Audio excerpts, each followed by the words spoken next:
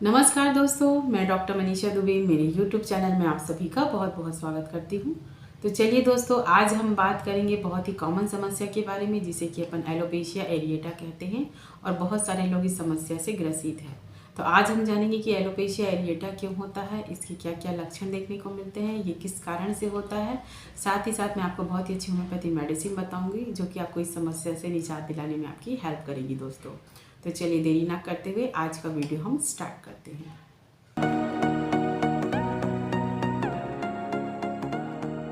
तो alopecia areata क्या है दोस्तों? एक ऑटोइम्यून डिसीज़ है। ऑटोइम्यून डिसीज़ किसे कहेंगे? जिसमें कि हमारे जो शरीर में रोग प्रतिरोधक क्षमता होती है या इम्यून सिस्टम जिसे अपन कहते हैं वो डिस्ट्रॉय हो जाती है। मतलब वो अपना अच्छे से काम करना बंद कर देती है। ये कभी कभी हर किसी में नहीं होता है, लेकिन कुछ लोगों में ये डिसीज़ हमको देखने को मिलता है, जिनमें ऑटोइम्यून डिसीज़ जिसे कहते हैं, मतलब आपकी खुद की रोग प्रतिरोधक क्षमता डिस्ट्रॉय हो जाती है। तो इसमें क्या होता है कि जो हमारी बॉडी रहती है वो अच्छे सेल और बैक्टीरिया में डिफ्रेंशिएट नहीं कर पाती है।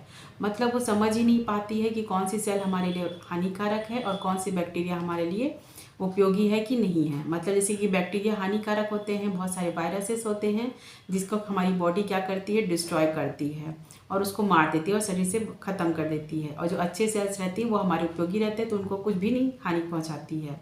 तो इसमें क्या होता है, ऑटोइम्यून डिसीज़ में वो डिफ्रेंशिएट ही नहीं कर पाती है कि कौन से सेल्स हमारे बॉडी के लिए इंपॉर्टेंट है और ये बैक्टीरिया हमारे बॉडी के लिए हानिकारक है। तो वो क्या करते हैं, जो अच्छे सेल्स रहते हैं जो हमारे शरीर के लिए उपयोगी रहते हैं उनको डिस्ट्रॉय करना शुरू कर देती है। तो एलोपेशिया एरिएटा में भी यही कंडीशन देखने को मिलती है। जो हमारे हेयर्स में, स्पेशली हमारे हेयर्स में ज़्यादा ये कंडीशन देखने को मिलती है। हेयर के स्काल्प में जो हेयर फॉलिकल्स रहते हैं उनको ये डिस्ट्रॉय करना शुरू कर देती है और वो समझ ही नहीं पाती है कि हमारे लिए बॉडी के लिए इम्पॉर्टेंट है और हमारे हेयर ग्रोथ करने के लिए इम्पॉर्टेंट है। और जो हानिकारक बैक्टीरियाज रहते हैं उनको वो डिस्ट्रॉय ही नहीं करती है। तो हेयर फॉलिकल्स जो रहते हैं उनको डिस्ट्रॉय करने लगती है और इसकी वजह से वहाँ पे आपके बाल झड़ने शुरू हो जाते हैं। वहाँ की स्किन एकदम चिकनी हो जाती है, वहाँ पे आपको बाल दिखाई नहीं देते हैं और स्काल्प में गोल गोल आपको सिक्के जैसे चकत्ते जैसे दिखने लगते हैं। और ये गोल गोल सिक्के जैसे चकत्ते आपके सिर में एक या दो हो सकते हैं और कई लोगों में ये ज़्यादा संख्या में भी देखने को मिलती है। तो इसको भी अलग अलग वैरायटी में बांटा गया है दोस्तों, जैसे कि आपके आईब्रोज के, दाढ़ी के, ये बाल भी झड़ने लग जाते हैं तो इसको अलग नाम दिया गया है। यदि आपके शरीर से पूरे बाल झड़ने लग जाएं, आपके सिर में, शरीर में कहीं पर भी कोई भी बाल ना रहे, तो इसको भी अलग नाम दिया गया है। तो इसको कई कैटेगरी में बांटा गया है दोस्तों, जो कि आपके ऑटोइम्यून डिसीज़ के अंतर्गत आता है। तो चलिए अब जानते हैं इसके कॉजेज़ के बारे में और इसके रिस्क फैक्टर के बारे में। मतलब ये क्यों होता है, उसके क्या क्या कारण हमको देखने को मिलते हैं। तो सबसे पहला है दोस्तों, ये ऑटोइम्यून डिसीज़ है तो मेन है आपके जेनेटिक डिसऑर्डर की वजह से। मतलब यदि आपके फैमिली में हिस्ट्री है, किसी को हुआ हो पहले भी कभी, आपके माता पिता, दादा दादी, किसी को भी, तो आपको भी चांसेस है कि आपको एलोपेशिया एरिएटा की प्रॉब्लम देखने को मिल सकती है। यदि कोई ट्विंस बेबी है तो एक बेबी को अगर ये प्रॉब्लम हो गई है तो सेकेंड बेबी को 60 to 70% चांसेस रहते हैं कि उसको भी ये प्रॉब्लम देखने को मिल सकती है। नेक्स्ट कॉज है दोस्तों मेंटल टेंशन या फिर डिप्रेशन में। कई लोग बहुत ज़्यादा टेंशन रहते हैं, बहुत ज़्यादा लंबे समय तक मेंटल टेंशन झेल चुके रहते हैं, बहुत ज़्यादा ग्रीफ में रहते हैं, तो उन लोगों में ये समस्या देखने को मिलती है। क्योंकि आपके ऑटोइम्यून डिसीज़ है तो आपकी इम्यून सिस्टम क्या है, धीरे धीरे करके वीक होने लगती है। आप लंबे समय तक टेंशन में रहते हैं, ग्रीफ में रहते हैं, दुखी रहते हैं, कई चीज़ बार बार सोचते रहते हैं, तो दिमाग में इस तरह का टेंशन चलता रहता है।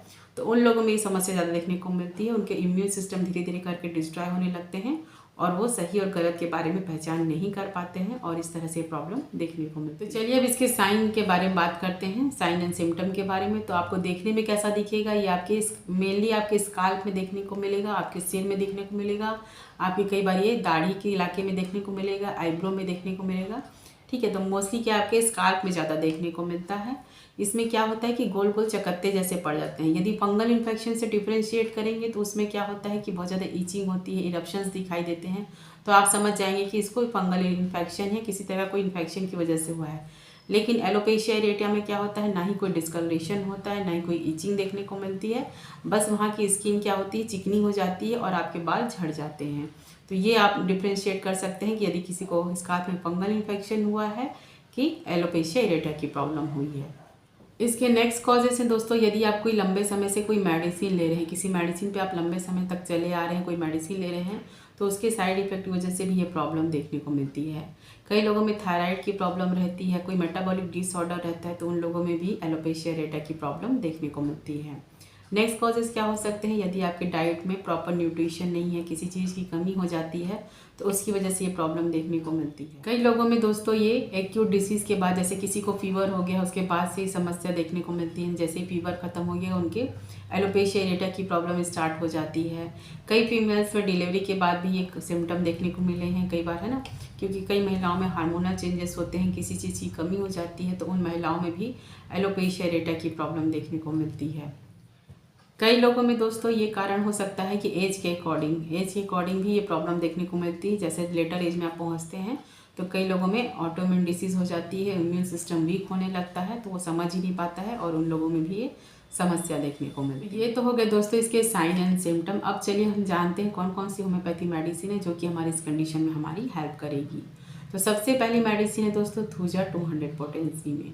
ये मेडिसिन बहुत ही ज़्यादा इफेक्टिव है दोस्तों। यदि आपके बॉडी में हार्मोनल चेंजेस की वजह से एलोपेशिया एरिएटा की प्रॉब्लम देखने को मिल रही है तो उस कंडीशन में बहुत अच्छा हेल्प करती है। ये बाल को झड़ने से भी रोकती है, साथ ही साथ एलोपेशिया को भी ठीक करने में हेल्प करती है। तो आपको थूजा को 200 पोटेंसी में 2 ड्रॉप्स ओनली नाइट में लेना है दोस्तों। नेक्स्ट मेडिसिन है दोस्तों फ्लोरिक एसिड, या फिर जिसे कि अपन एसिड 4 भी कहते हैं। इसको आपको 200 पोटेंसी में लेना है।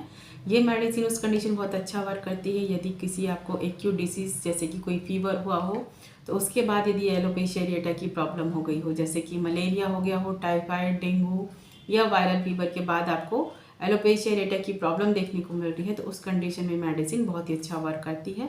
तो फ्लोरिक एसिड को 200 पोटेंसी में 2 ड्रॉप्स दिन में 3 बार सुबह, दोपहर और रात में लेना है। नेक्स्ट मेडिसिन है दोस्तों वनिका माइनर 200 पोटेंसी में। ये भी बहुत ज़्यादा इफेक्टिव मेडिसिन है दोस्तों। तो इसको उस कंडीशन में अच्छा वर्क करती है यदि आपके जो पैचेस हैं उसके आसपास वाइट हेयर्स दिखने को मिल रहे हैं, बाल बहुत ज़्यादा झड़ रहे हैं, आपके एलोपेशिया एरिएटा के अलावा भी साथ साथ आपके हेयर के बाल बहुत ज़्यादा झड़ रहे हैं, आईब्रो के हेयर झड़ रहे हैं, है ना, दाढ़ी या बियर्ड जिसको बोलते हैं अपन, उसके भी बाल झड़ रहे हैं तो उस कंडीशन में मेडिसिन बहुत ही अच्छा वर्क करती है दोस्तों। नेक्स्ट मेडिसिन है दोस्तों R89 ड्रॉप। ये ड्रॉप भी बहुत ही इफेक्टिव है दोस्तों आपके एलोपेशिया एरिएटा को ठीक करने के लिए। तो ये ड्रॉप को आपको लेना है 10 ड्रॉप्स आधा कप गुनगुने पानी में दिन में 3 बार सुबह, दोपहर और रात में लेना है। नेक्स्ट है दोस्तों मैं बहुत ही अच्छा ड्रॉप बताने जा रही हूँ जो कि बहुत ही इफेक्टिव दोस्तों, जिसका नाम है R89 ड्रॉप। ये ड्रॉप बहुत ही इफेक्टिव है दोस्तों। ये आपके बाल को झड़ने से रोकने में, साथ ही साथ एलोपेशिया एरिएटा को ठीक करने में बहुत ज़्यादा हेल्प करती है।